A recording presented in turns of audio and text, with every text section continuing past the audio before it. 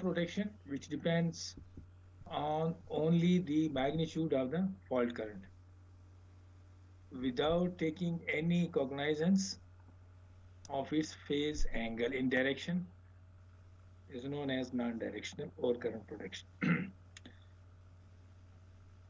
तो non directional में basically relay जो है वो सिर्फ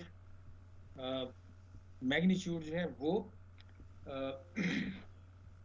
देखती है, मैर करती है और फिर डिसीजन लेती है. डायरेक्शन ऑफ करंट वो जो है उसको नेगलेक्ट करती है. डायरेक्शन ऑफ करंट से मुराद क्या है? फॉर एग्जांपल अगर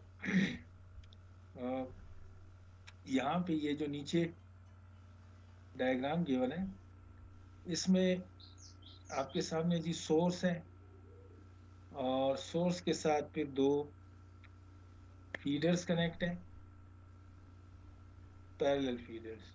तो इसको कहते हैं parallel feeder single and head system. और इसके बाद इसके साथ बस के साथ लोड कनेक्ट है. यहाँ पे इस फीडर्स पे दो फीडर्स हैं और ब्रेकर्स हैं जी 1, 2, 3 एंड 4. हर ब्रेकर के साथ सीटी कनेक्ट है एंड रिले शो नहीं की गई है और ये जो है इसके साथ कनेक्ट है. अब यहाँ पे नॉन डायरेक्शनल और डायरेक्शनल रिले जो है वो इंस्टॉल है. कहाँ पे इंस्टॉल है ये अभी पहले हम डेफिनेशन देखते हैं, उसके बाद हम देखेंगे कि कहाँ पे इंस्टॉल होनी चाहिए. डायरेक्शनल जो है उसमें क्या करता है, उसमें रिले जो है मैग्नीट्यूड भी मेजर करती है एंड डायरेक्शन ऑफ करंट भी लेती है. फेज एंगल का मतलब ये डायरेक्शन ऑफ करंट. अब यहाँ पे डायरेक्शन ऑफ करंट से मुराद ये है कि फॉर एग्जांपल अगर ये करंट जो है सपोज यहाँ पे इस ब्रेकर के थ्रू रिले सीटी, यहाँ पे करंट की डायरेक्शन जो है 1 से 2 की तरफ है और अगर डायरेक्शन जो है वो चेंज होती है, चेंज से मुराद ये है कि अब फॉर एग्जांपल करंट की डायरेक्शन जो है 2 से 1 की तरफ हो गई है, तो इसको हम कहते हैं कि ये जो है चेंज ऑफ डायरेक्शन हो गई है. अब यहाँ पे इस डायग्राम को थोड़ा सा आपने समझना है, फिर आपको इन दोनों का डिफरेंस क्लियर हो जाएगा.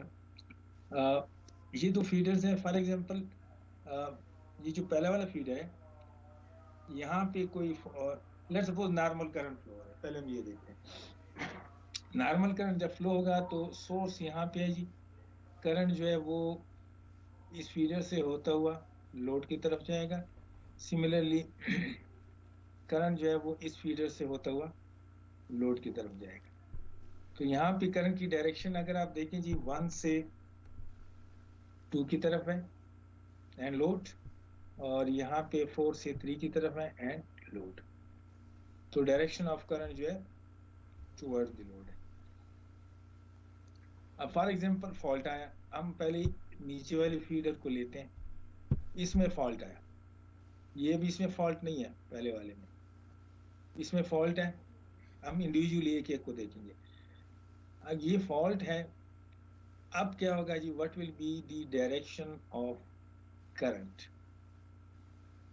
तो अगेन हम देखते हैं जी, अगर यहाँ फॉल्ट है तो करंट की डायरेक्शन अब क्या होगी जी, यहाँ से होता हुआ ये यहाँ जाएगा और डेफिनेटली जो है एक पाथ ये भी है, यहाँ से ये होता हुआ यहाँ जाएगा. तो इस पॉइंट पे यहाँ से भी करंट फ्लो हो रहा है. और जी क्वेश्चन, आपके सिस्टम कर्सर मूव नहीं कर रहा सर. क्या नहीं कर रहा है?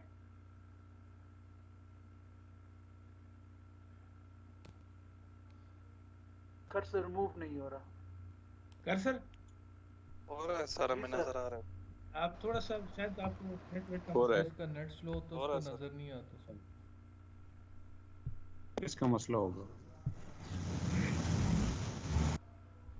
अच्छा जी, अब यहाँ पे अगर आप गौर से देखें तो कहाँ कहाँ डायरेक्शन चेंज हुई है, ये आपने देखना है, ठीक है जी।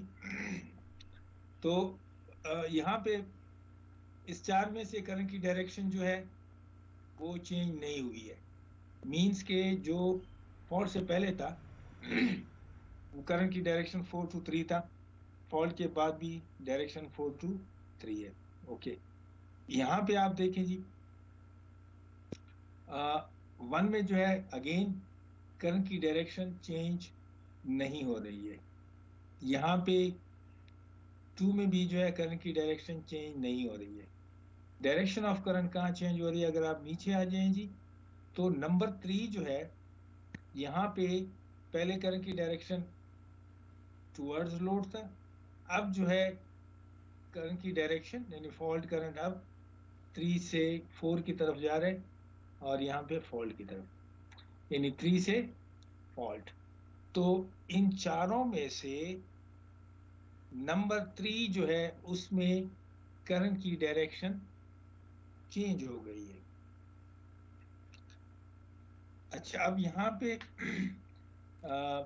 करंट की डायरेक्शन से यहाँ मुराद ये लेना है कि टोटली 180 डिग्री आउट जाती है, इसको हम कहते हैं चेंज ऑफ डायरेक्शन। अब यहाँ पे जो जोन बना हुआ है, ये जोन, तो प्रोटेक्शन स्कीम ने क्या करना है? प्रोटेक्शन स्कीम ने इस फॉल्ट के लिए नंबर 3 जो है, 3 ब्रेकर को भी ऑफ करना है और 4 को भी ऑफ करना है, जो प्रोटेक्शन स्कीम होनी चाहिए। इसलिए कि फॉल्ट करंट जो है वो यहाँ से भी फीडिंग हो रही है और यहाँ से भी फीडिंग हो रही है। तो इस केस में जो है 3 और 4 को ऑपरेट होना चाहिए।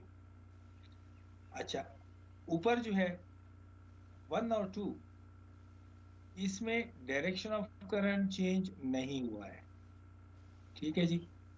तो यहाँ पे जो है ये जोन जो है ये चूंकि हेल्दी है, तो यहाँ पे इसकी ट्रिपिंग नहीं होनी चाहिए।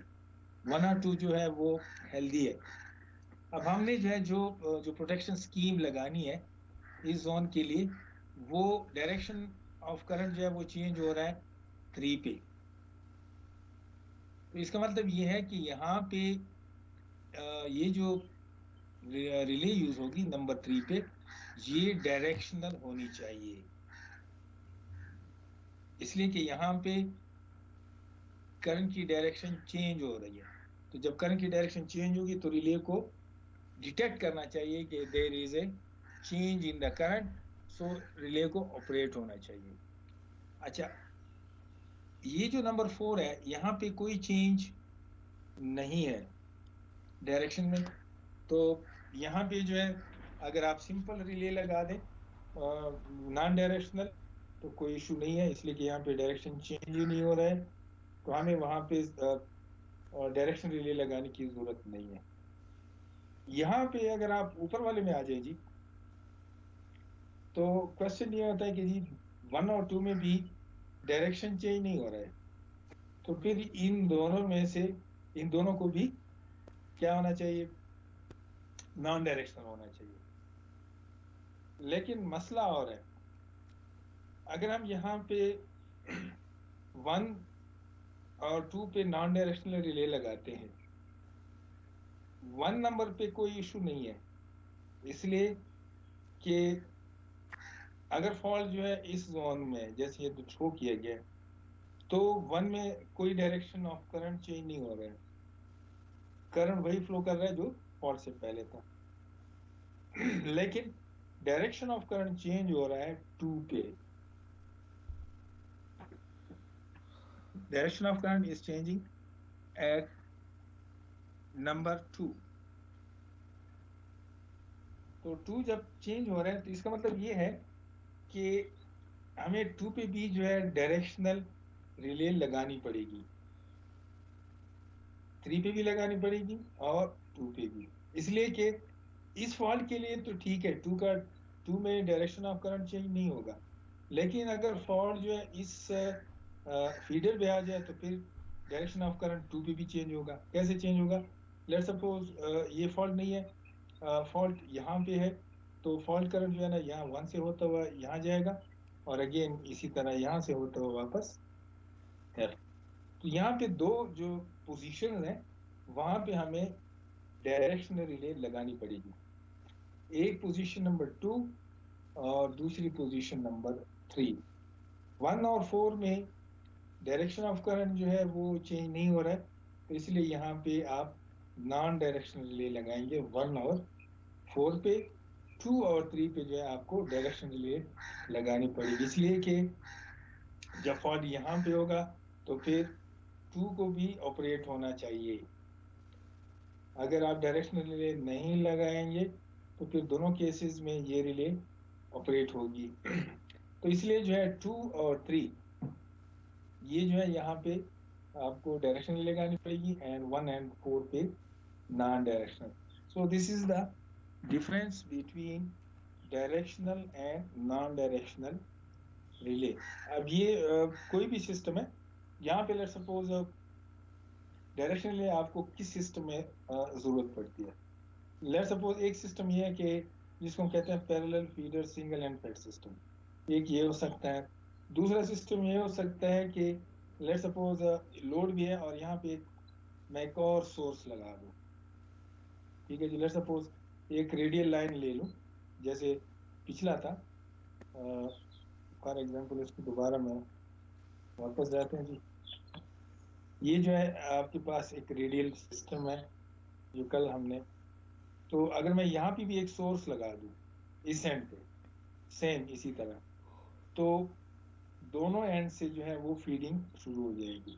अब लेट्स सपोज अगर यहाँ फॉल्ट है इस सेक्शन में, तो फॉल्ट करंट यहाँ से भी फ्लो करेगा और यहाँ से भी आएगा, तो दोनों साइड से जो है फॉल्ट करंट फ्लो होगा। अब यहाँ पे जाहिर बात है कि जहाँ जहाँ रिलेज लगी है, तो जहाँ रिलेज लगी है वहाँ पे जिस पोजीशंस पे है, तो आप देखेंगे कि कहाँ पे डायरेक्शन चेंज हो रही है, तो वहाँ पे आपने डायरेक्शन रिले लगानी है। तो ये जो है किस सिस्टम पे जहाँ पे एक डिफरेंट एंड से जो है वो फीडिंग हो रही हो, तो वहाँ पे फिर आपको डायरेक्शन रिले लगानी पड़ती है ताकि जो है आपकी डिस्क्रिमिनेशन जो है वो आप गेन कर सकें। तो this is the difference between directional और नॉन डायरेक्शनल। इसमें जी कोई क्वेश्चन है?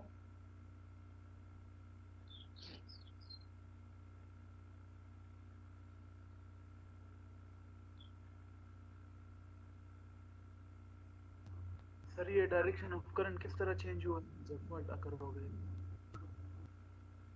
दोबारा जी देख ले। अगर नॉर्मल सिस्टम चल रहा है, सोर्स है, तो करंट जो है वो इस फीडर से भी जा रहा है लोड को, इस फीडर से भी जा रहा है, तो डायरेक्शन ऑफ करंट जो है वो ऐसे है, ये और 4 से 3 और फिर लोड। अब लेट्स सपोज नीचे वाले फीडर में फॉल्ट है, तो फॉल्ट करंट अप करंट की डायरेक्शन क्या है? सोर्स से 4 और फिर फॉल्ट, और दूसरी एंड से जो है ना यहाँ से होता हुआ 1 2 3 एंड फॉल्ट। तो अगर आप गौर से देखें, अगर फॉल्ट जो है वो नीचे वाले उसमें है, फीडर में है, तो डायरेक्शन ऑफ करंट कहाँ चेंज हो रहा है? डायरेक्शन ऑफ करंट नंबर 3 यहाँ पे चेंज हो रहा है। पहले करंट टुवर्ड द लोड था, अब यहाँ करंट जो है लोड से फॉल्ट की तरफ है। तो 3 में जो है वो करंट की डायरेक्शन चेंज हो रही है। तो जहां पे भी जिस पोजीशंस पे भी करंट की डायरेक्शन चेंज होगी ड्यूरिंग फॉल्ट, वहां पे आपने डायरेक्शन रिले लगानी है ताकि रिले जो है उसको सेंस कर सके और ऑपरेट कर सके। अच्छा, अब यहाँ ऊपर जो है अगर फॉल्ट ऊपर वाले फीडर में है, तो अगेन जो है कहाँ डायरेक्शन चेंज होगी? तो ऊपर वाले फॉल्ट में जो है फॉल्ट करंट यहाँ से हो रहा है 4 से 3 फिर 2 फिर फॉल्ट, और 1 से 4 फॉल्ट। तो अगेन ऊपर वाले में अगर फॉल्ट है तो करंट की डायरेक्शन 2 में चेंज हो रही है, क्योंकि करंट जो है ना यहाँ से होता हुआ यहाँ ऐसे जाता है। तो जहाँ पे डायरेक्शन चेंज हो रही है वो नंबर 2 है, यहाँ भी आपने डायरेक्शन रिले लगानी है। इसलिए इस पूरे सिस्टम में आपने डायरेक्शन रिले कहाँ लगानी है, नंबर 2 और नंबर 3 पे। 1 और 4 पे जो है आपको डायरेक्शन रिले लगाने की जरूरत नहीं है, इसलिए कि यहाँ पे डायरेक्शन जो है वो चेंज नहीं हो रहा है। तो ऊपर जो ये आपको सिंबल नजर आ रहे हैं, ये मीन्स के नॉन डायरेक्शनल है, और ये जो है, ये जो सिंबल है यानी सिंगल एरो जो है वो शो करता है डायरेक्शनल। जी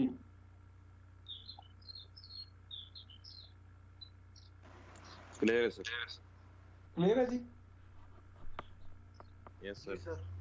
अच्छा, अब थोड़ी सी जो है ना ये तो डेफिनेशन हो गई। जरा हम देखते हैं कि डायरेक्शन रिले जो है वो कंस्ट्रक्शन कैसे होती है।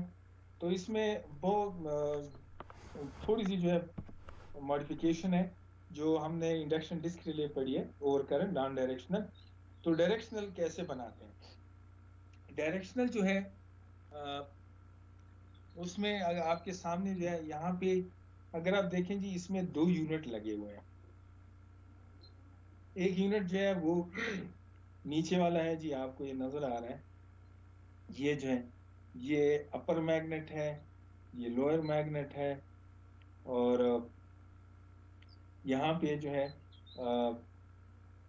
अगेन जो है सीटी है, ये सीटी, और यहाँ से इसको भी मिल रहा है। तो इसका लोअर मैग्नेट जो है उसको यहाँ से करंट सिग्नल मिल रहा है, और ये फिर ये इससे होता हुआ वापस सीटी की तरफ। नीचे जो है वो जो है एक कॉइल है कॉमन, जैसे हमने आपने पहले पढ़ा, लेकिन थोड़ी सी डिफरेंस है। अगर आप यहाँ पे देखें, ये जो नीचे वाला मैग्नेट है इसका अगर आप देखें, यहाँ से हम स्टार्ट लेते हैं, ये यहाँ से वाइंडिंग आ गई जी, यहाँ से होता हुआ ये चला गया ऊपर 1, और फिर 2 से वापस आया, इसके साथ कनेक्ट हुआ। यानी ये जो है लोअर मैग्नेट जो है इस यूनिट का, नीचे वाले यूनिट का, वो इस ऊपर वाले के साथ इंटरलॉक है। अच्छा, अब 2 यूनिट है जैसे हमने कहा। पहला यूनिट ये जो है ये वाला और ये वाला, इसको हम कहते हैं डायरेक्शनल एलिमेंट, और ये नीचे वाला जो है ये है और current element, non directional element. अब ये चीज जो है ऑलरेडी जो अभी हमने पढ़ा है और करंट रिले, ये वो चीज है, ठीक है जी, लेकिन इसको मॉडिफाई किया गया है। यहाँ पे अगेन टेप्स अवेलेबल होंगे, ठीक है जी, यहाँ टेप्स नहीं दिखाए गए, बट टेप्स जो प्लग सेटिंग है वो डेफिनेटली अवेलेबल है। अच्छा, ऊपर वाले में जो है ये जो यूनिट है इसको कहते हैं डायरेक्शनल यूनिट। अब यहाँ पे मॉडिफिकेशन क्या है जी, कि नीचे वाले मैग्नेट को सीटीज का सिग्नल दिया है, यहाँ से आप देखें जी, ये सीटी का सिग्नल, यानी ये करंट यहाँ से होता हुआ फिर यहाँ से जाता है और वापस सीटी में, यानी यहाँ से भी फ्लो कर रहा है और इसके नीचे मैग्नेट से भी फ्लो कर रहा है।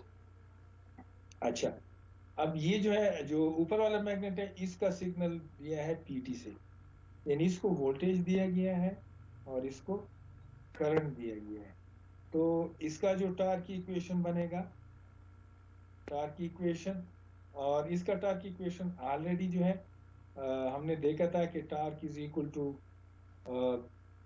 phi1 phi2 sine theta proportional था। तो अगर phi1 और phi2 दोनों करंट्स हैं तो करंट रिले बन जाएगी।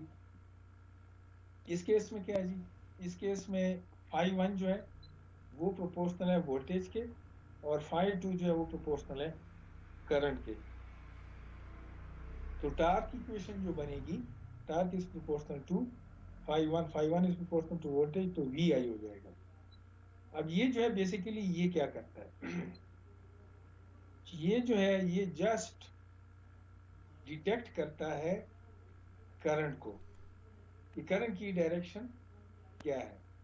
अगर करंट की डायरेक्शन चेंज होगी तो फिर इसका डिस्क जो है रोटेट करेगा, ये वाला, ठीक है जी, ये जो डिस्क है, करंट की डायरेक्शन चेंज होगी तो डिस्क रोटेट करेगा, अगर चेंज नहीं होगी तो डिस्क जो है वो स्टेशनरी रहेगा। विद रिस्पेक्ट टू वोल्टेज लिया हुआ रेफरेंस, जाहिर बात है कि ये इसकी कैरेक्टरिस्टिक्स अभी हम देखेंगे, जो स्लाइड है वहां पे आपको क्लियर हो जाएगा कि वी एंड आई को वो कैसे जो है लेता है डायरेक्शनल एलिमेंट। तो यहाँ पे जो ऊपर वाला यूनिट है इसका काम क्या है? इसका काम ये है कि जस्ट ये जो है वो करंट की डायरेक्शन डिटेक्ट करता है।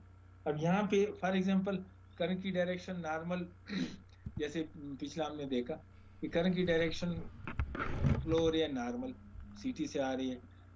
For example direction of current यहाँ से होती हुई वापस ऐसे जाती है। अब इसका जो फ्लक्स होगा और इसका जो फ्लक्स होगा उसको आपने ऐसे एडजस्ट किया है कि अगर करंट की डायरेक्शन ये है, यानी यहाँ से होता हुआ ऐसे जाता है, तो फिर डिस्क रोटेट नहीं करेगी, स्टॉपर है। लेकिन अगर करंट की डायरेक्शन चेंज है, यानी करंट की डायरेक्शन अपोजिट हो गई, अब आप करंट की डायरेक्शन यहाँ से होती हुई यहाँ से जाती है, तो फिर इस डिस्क का जो जो डायरेक्शन होगा टार्क, जाहिर बात है टार्क उसके साथ चेंज हो जाता है। क्यों? कि torque is proportional to V I, यहाँ पे वी और आई, तो आई की डायरेक्शन अगर नेगेटिव आप लेते हैं तो टार्क की डायरेक्शन नेगेटिव हो जाएगी। यानी मीन्स अगर नॉर्मल करंट पे डिस्क जो है वो क्लॉकवाइज रोटेट कर रही है तो डायरेक्शन ऑफ करंट पे ये एंटी क्लॉकवाइज रोटेट करेगी। तो क्लॉकवाइज पे आप डिस्क को रोटेट नहीं कराते हैं, एंटी क्लॉकवाइज पे रोटेट कराते हैं। अब ये जब डिस्क रोटेट करेगी तो व्हाट विल हैपन? डिस्क तो रोटेट कर गई जी, नेक्स्ट क्या प्रोसेस होगा? ये जो नीचे वाला यूनिट है ये डिसेबल खड़ा हुआ है। क्यों? अगर आप देखें जी इसका जो नीचे वाला मैग्नेट है उसको इसके साथ इंटरलॉक किया, जब तक ये डिस्क रोटेट नहीं करेगी, ये 1 और 2 को क्लोज नहीं करेगी, उस वक्त तक इसके नीचे वाले यानी इस मैग्नेट में कोई करंट फ्लो नहीं करेगा, क्योंकि ये ओपन होता है। ये देखेंगे यहाँ पे ये ओपन है, जब तक ये डिस्क रोटेट नहीं करेगी। जब ये रोटेट करेगी तो ये वाला जो है ये लीवर ये इसको क्लोज कर देगा, और जब ये क्लोज करेगा तो फिर ये नीचे वाले कॉइल में करंट फ्लो होना शुरू हो जाएगी। इसका मतलब ये है कि स्टार्टिंग में नीचे वाला यूनिट जो है वो डिसेबल होता है। तो ये जो है ये डिपेंड करता है इस पे। अगर ये डिटेक्ट करेगा कि करंट की डायरेक्शन चेंज है फिर ये काम करेगा। अगर ये डिटेक्ट नहीं करेगा यानी ये सिग्नल देगा कि करंट की डायरेक्शन जो है वो चेंज नहीं हुई है, तो ये नीचे वाला डिसेबल होगा। तो पहले वाला जो पहला यूनिट है ये वाला, इसलिए इसको कहते हैं डायरेक्शनल एलिमेंट। ये पहले करंट को डिटेक्ट करता है कि डायरेक्शन चेंज हो गई, बस यही काम है इसका। नेक्स्ट जो काम है वो उसी तरह है और करंट रिले का, इसमें आप प्लग सेटिंग करते हैं, इसमें आप जो है टाइम डायल सेटिंग है, वो सारा बाकी उसी तरह है जैसे हम ऑलरेडी पढ़ चुके हैं। तो इसमें जो है जो डायरेक्शनल और करंट रिले है इसमें एक और यूनिट को ऐड किया गया है, और ये यूनिट जो है ये पीटी से सिग्नल लेता है और सीटीसी भी लेता है, और यही यूनिट जो है is responsible for the detection of the direction of the current. जब डायरेक्शन ऑफ करंट जो है ये कर लेते हैं उसके बाद इसका कोई काम नहीं है, बाकी काम नीचे वाली रिले करती है। यहाँ पे आप देखें जी टू ट्रिप सर्किट, तो ये नीचे वाली रिले जो है जब ये करंट डिटेक्ट कर लेता है तो बाकी जो करंट है वो यहाँ से भी फ्लो हो रहा है, जितने आपने सेटिंग की हुई है उसका ये डिस्क रोटेट कर लेता है और इन दोनों कॉन्टैक्ट को शॉर्ट कर लेते हैं और आगे जो सर्किट ब्रेकर ट्रिप कर जाते हैं। तो ये जो है कंस्ट्रक्शन है जी उसका ऑपरेशन के डायरेक्शन रिले जो है वो कैसे काम करती है जी। इसमें कोई क्वेश्चन है?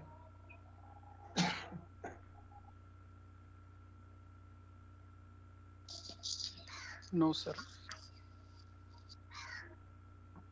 अच्छा, इसमें अभी जो कैरेक्टरिस्टिक्स हैं उनको आपने जरा गौर से देखना है। जो जितना भी हमने डिस्कस किया तो वो जो है यही कैरेक्टरिस्टिक्स जो है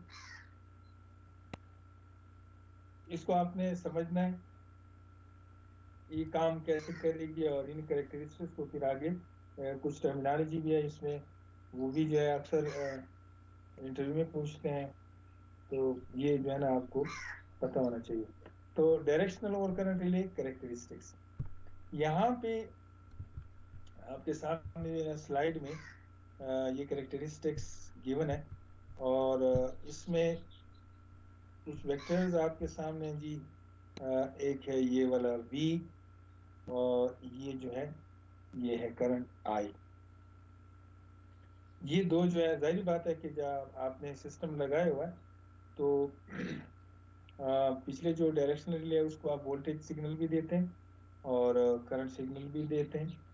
तो ये डायरेक्शनल यूनिट का जो है वो आपके सामने एक ऐसे जो है इसको डिटेक्ट करता है। अच्छा, यहाँ पे V को हमने एज ए रेफरेंस लिया हुआ है, ठीक है जी। ये आपको पता है कि नॉर्मली वोल्टेज को हम रेफरेंस लेते हैं, क्योंकि पैरेलल सर्किट है, तो पैरेलल में हमेशा जो है आप वोल्टेज को एज ए रेफरेंस लेते हैं। करंट जो है वो यहाँ पे लीड कर रहा है बाय एंगल थीटा वोल्टेज से।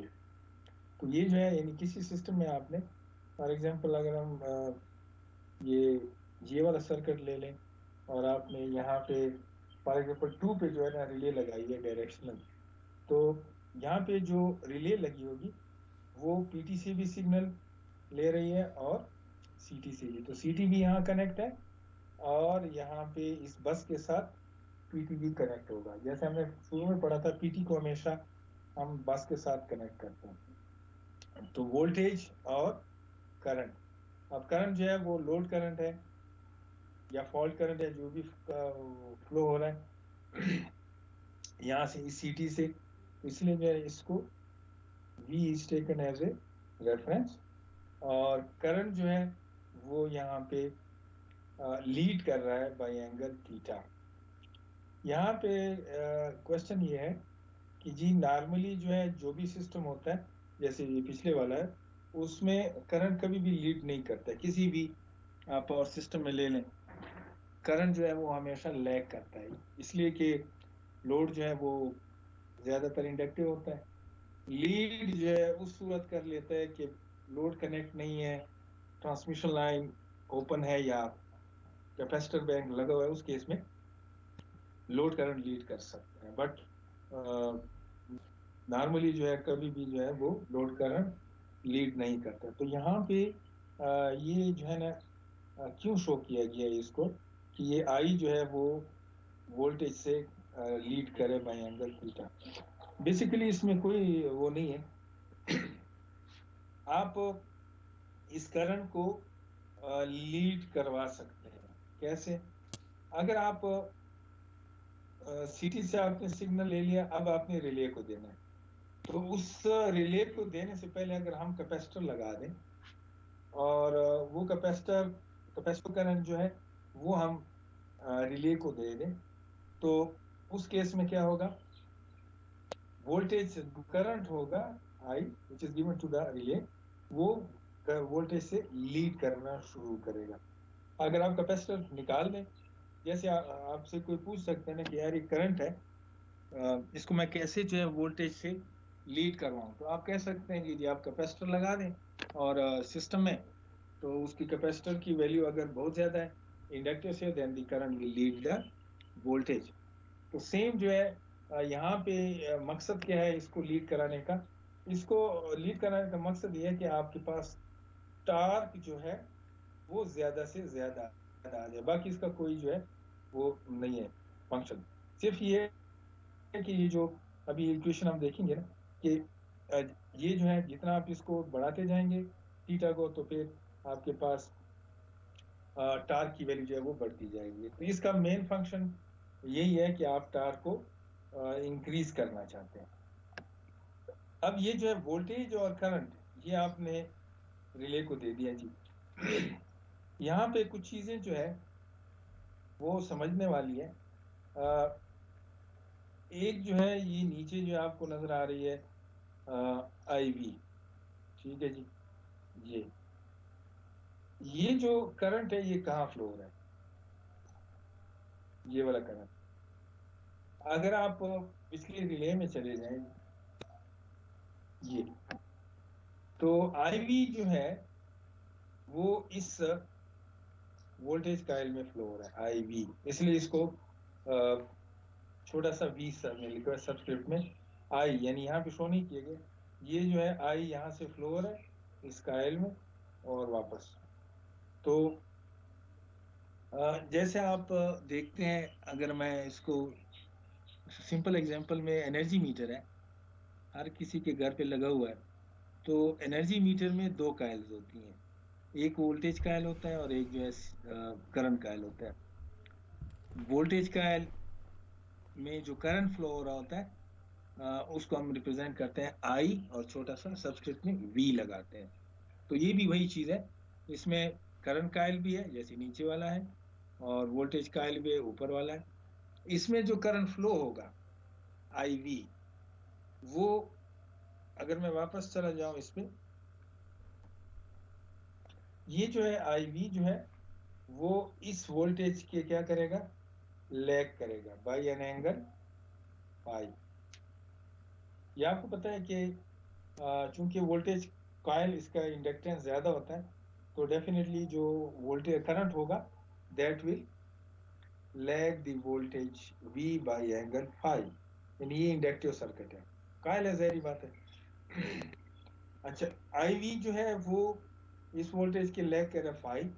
अब जैसे हमने पहले भी कहा था कि जो फ्लक्स प्रोड्यूस करेगा वोल्टेज कॉइल जो प्रीवियस उसमें है, वो हमेशा जो है करंट के इन फेज होता है। तो इस वोल्टेज कॉइल में करंट फ्लो हो रहा है IV, तो इसमें जो फ्लक्स प्रोड्यूस होगा वो होगा फाई और उसके साथ छोटा सा V मीन्स कि ये वोल्टेज कॉइल का फ्लक्स है।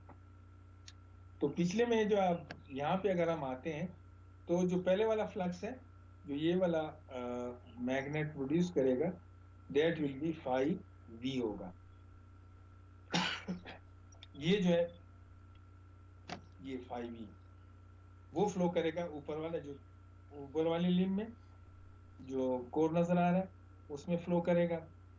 अब आते हैं जी नेक्स्ट जो है, हमें दूसरा फ्लक्स भी चाहिए। तो दूसरा फ्लक्स कौन प्रोड्यूस करेगा जी, अगर आप वापस चले जाते हैं जी, नीचे वाला जो है ये मैग्नेट है, इसका भी फ्लक्स प्रोड्यूस होगा, लेकिन इसका फ्लक्स प्रोपोर्शनल है करंट से, इसलिए कि ये CT से कनेक्ट है। तो दैट इज वाई यहाँ पे इसका जो I है उसका जो फ्लक्स प्रोड्यूस होगा वो फाई और उसके साथ छोटा सा I लिखा हुआ है।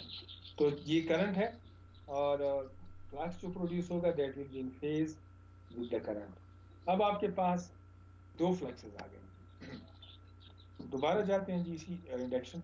ये देखें जी ऊपर वाले ये जो आपको नजर आ रहा है मैग्नेट, इसमें जो फ्लक्स फ्लो कर रहा है वो फाई V है और नीचे वाले में जो फ्लक्स फ्लो कर रहा है वो है फाई I।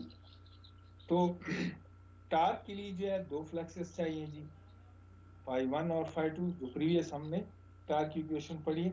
ये टार्क की इक्वेशन आपको हर जगह जो है काम आएगी और आप यूज करेंगे हर जगह पे। तो यहाँ पे भी जो है दो फ्लक्सेस आ गए जी, एक फ्लक्स ये है, ये उसका वेक्टर है, और एक फ्लक्स ये है, ये इसका वेक्टर है। ये दो फ्लक्सेस आ गए। अब हमने टार्क की इक्वेशन डिराइव करनी है। तो यहाँ पे कैरेक्टरिस्टिक्स में आप देखें जी, the torque is proportional to flux और V, फिर दूसरा फ्लक्स है और I, ये एक फ्लक्स ये है और एक फ्लक्स ये है, और एंगल जो है वही इक्वेशन, जनरल इक्वेशन जो पिछली हमने टार्क में पढ़ी थी, sine of the angle between flux V and flux I, इनके दरमियान एंगल यानी उसका आप साइन लें। तो ये फ्लक्स है और ये फ्लक्स है, इन दोनों के दरमियान एंगल कितना है। अगर आप देखें जी V और IV के दरमियान है एंगल फाई, V और इस I के दरमियान है एंगल थीटा। तो यहां से लेके यहां तक जो ग्रीन नजर आ रहा है वो the sum of these two angle, एक एंगल ये है दूसरा एंगल ये है, तो इन दोनों का आप जब ऐड कर देंगे this will be the angle between phi I and phi V. तो यहाँ पे इसकी जगह हमने लिखा है थीटा प्लस फाई ये।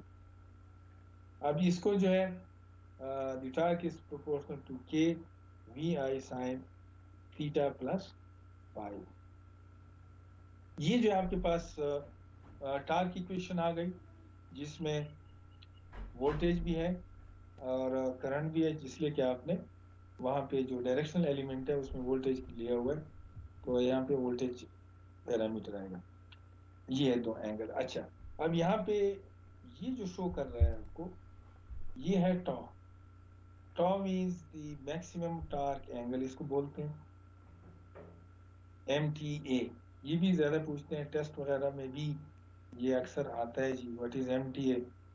तो MTA को आप कैसे डिफाइन करेंगे, पहले हम इसकी डेफिनेशन देखते हैं जी, व्हाट इज MTA। और ये जो है अगर आप गौर से देखें तो ये एंगल है, ये मैक्सिमम टार्क लाइन है, ये मैक्सिमम टार्क लाइन। इसको मैक्सिमम टार्क लाइन क्यों कहते हैं, इसको सब पहले आप देख लें जी। मैक्सिमम टार्क लाइन इसलिए कहते हैं, अगर आप देखें ये टार्क कब मैक्सिमम होगा,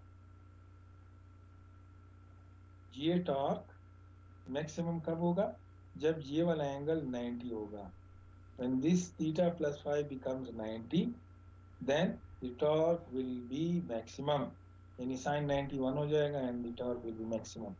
अब ये 90 कब होगा, अगर इस I को, ये जो I है, इसको आप इतना लीड कराएं कि ये I वेक्टर पीछे होता होता होता इस लाइन से कोइंसाइड कर ले, यानी ये I जो है ये बिल्कुल ऐसे बन जाए स्ट्रेट। तो अगर आप देखें जी, ये जो टार्क लाइन है और ये जो है, इनके दरमियान एंगल है, ये जो ब्लू शो किया गया 90 डिग्री, ठीक है जी। It means theta plus phi, this will become, if 90, then the torque produce will be maximum, इसलिए इस लाइन को कहते हैं मैक्सिमम टार्क लाइन। अच्छा जी, एक और लाइन जो है यहाँ पे शो की गई है, ये जो है आपको नजर आ रही है, इसको कहते हैं zero torque line. Zero torque line क्यों कहते हैं इसको, इसलिए कहते हैं कि अगर फॉर एग्जांपल फाई और ये जो है, ये अगर ये वाली फाई आई ये यहाँ पे इंक्रीज हो जाए, या ये फाई जो है वो यहाँ आ जाए 180, then the torque become will be zero. इसलिए इस लाइन को हम कहते हैं जीरो टार्क लाइन। ये बेसिकली बाउंड्री है डायरेक्शनल कैरेक्टरिस्टिक्स। अभी जो है यहाँ तक ये जीरो टार्क लाइन है, ये मैक्सिमम टार्क लाइन है। पहले हम देखते हैं जी व्हाट इज MTA टॉर्क, इसको हम देखते हैं the angle by which the current,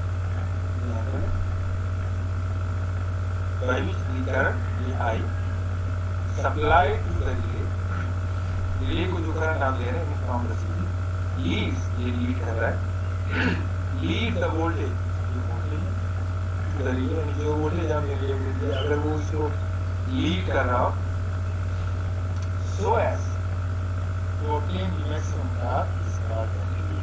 यानी आपने ये जो I है इसको ऐसे बनाना है कि ये B से लीड भी करे और इसकी पोजीशन जो है वो, अगर हम इसकी पोजीशन बिल्कुल यहाँ पे लिए हैं, तो जो एंगल बनता है between the current end voltage, उसको हम कहते हैं MTA, that is represented by the torque. यहाँ पे अगेन जो है I is equal to 90 minus tau, ये इसी डायग्राम से वैल्यू मिल गई, और ये वैल्यू पुट करके आपके पास torque is equal to K V I cos theta minus tau। ये जो है इक्वेशन, ये बहुत इंपॉर्टेंट इक्वेशन है डायरेक्शनल रिले की इन टर्म्स ऑफ MTA। ये जो इक्वेशन है ये हम आगे भी यूज करेंगे डिस्टेंस प्रोटेक्शन में, तो ये चीज़ जो है आपको आनी चाहिए कि ये इक्वेशन कहाँ से आई। तो ये जो है अगर आपको टार गिवन है या आप टार निकालना चाहते हैं तो आप इजीली निकाल सकते हैं। y की वैल्यू आपको गिवन होगी और यहाँ से आप 90 से टार को माइनस करें तो 90 से इसको माइनस करें तो आपके पास टार की वैल्यू आ जाएगी। तो दिस इज कॉल्ड मैक्सिमम टार। ये जो एंगल है इसका अगर हम सिंपल इस डायग्राम से भी देखें तो बेसिकली क्या है कि अगर आप करंट को जो है वो इतना लीड करें तो मैक्सिमम टार्क लाइन ऊपर आ जाए तो जो एंगल बनता है उसको हम कहते हैं मैक्सिमम टॉर्क एंगल MTA। अब ये जो है MTA आ गया। यहाँ पे जीरो टार्क लाइन है ये वाली, मैक्सिमम टार्क लाइन है ये वाली। यहाँ पे ये शो किया गया कि ये एरो आपको नजर आ रहा है ऑपरेटिंग रीजन, और ये जो एरो नजर आ रहा है ये है नॉन ऑपरेटिंग रीजन। यानी रिले जो है वो इस रीजन में अगर करंट फ्लो करेगा तो रिले ऑपरेट होगी, अगर करंट इस डायरेक्शन में फ्लो करेगा तो रिले ऑपरेट नहीं होगी। ये भी कोई सिंपल ऐसे है जैसे हमने कंस्ट्रक्शन में देखा कि आपने जो डिस्क है अगर डायरेक्शन चेंज होता है तो डिस्क रोटेट करेगा। डिस्क रोटेट करेगा मीन्स कि वो आप जो है इस रीजन में, ये रीजन है ऑपरेटिंग रीजन में, और नीचे वाला जो है अगर डायरेक्शन आप करंट चेंज नहीं कर रहे हैं तो फिर रिले ऑपरेट नीचे वाले रीजन में होंगे। तो नॉर्मल करंट जो फ्लो हो रहा होता है यानी जब डायरेक्शन चेंज नहीं हो रहा था तो वो बेसिकली ये जो करंट की डायरेक्शन है ये वाला आई, ये बेसिकली यहाँ फ्लो कर रहा होता है ऐसे। ये यहाँ पे शो नहीं किया गया लेकिन इसको अगर मैं डाटा शो कर दूं तो ये करंट जो है वो इस रीजन में फ्लो कर रहा है। अगर वो करंट इस डायरेक्शन में रीजन में फ्लो कर रहा है इसका मतलब ये है कि रिले जो है ऑपरेट नहीं होगी क्योंकि वो नॉन ऑपरेटिंग रीजन में है। लेकिन जो ही डायरेक्शन ऑफ करंट चेंज होगा, यानी पहले ये था अब डायरेक्शन ऑफ करंट चेंज हो गया यानी अपोजिट बिल्कुल ये आ गई, तो चूंकि करंट की डायरेक्शन इस रीजन में आ गई तो ये रीजन ऑपरेटिंग रीजन है और रिले जो है उस केस में फिर डिटेक्शन कर लेगी और डिस्क जो है वो ऑपरेट हो जाएगा। तो ये जो कैरेक्टरिस्टिक्स है बेसिकली ये डायरेक्शनल यूनिट का है। जो डायरेक्शनल ये पिछले वाला जो ये वाला ऊपर वाले का, ये वाला ऑलरेडी हम पढ़ चुके हैं इसके कैरेक्टरिस्टिक्स। तो ये डिटेक्ट कर लेते हैं, डिटेक्शन के बाद ये रिले जो है ट्रिपिंग करता है और ये कॉन्टैक्ट्स आगे जो है ब्रेकर को ऑफ करता है। तो ये जो है कैरेक्टरिस्टिक्स हैं ऑफ द डायरेक्शनल और करंट रिले। इसमें जी कोई क्वेश्चन है?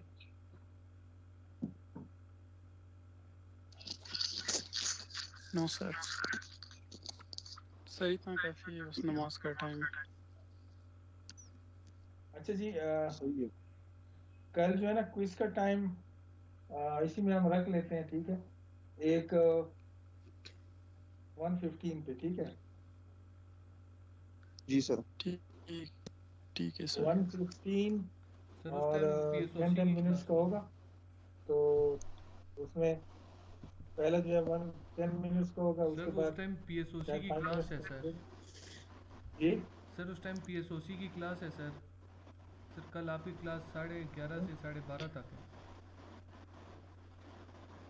नहीं नहीं यही टाइम है, आज वाला टाइम है। ये टाइम 1:40 तक होगी ना? जी सर। तो 1:40 तक तो हमारा अपना टाइम है ना? 1:40 जी सर। हाँ 1:40 तक खत्म हो जाएगा। अगर हम 1:15 पे स्टार्ट करते हैं 10-10 मिनट का होगा, ठीक है? तो खत्म हो जाएगा, ठीक है जी? जी सर। और कोई क्वेश्चन है तो नहीं है तो अल्लाह हाफिज़। ओके सर, अल्लाह हाफिज़, थैंक यू।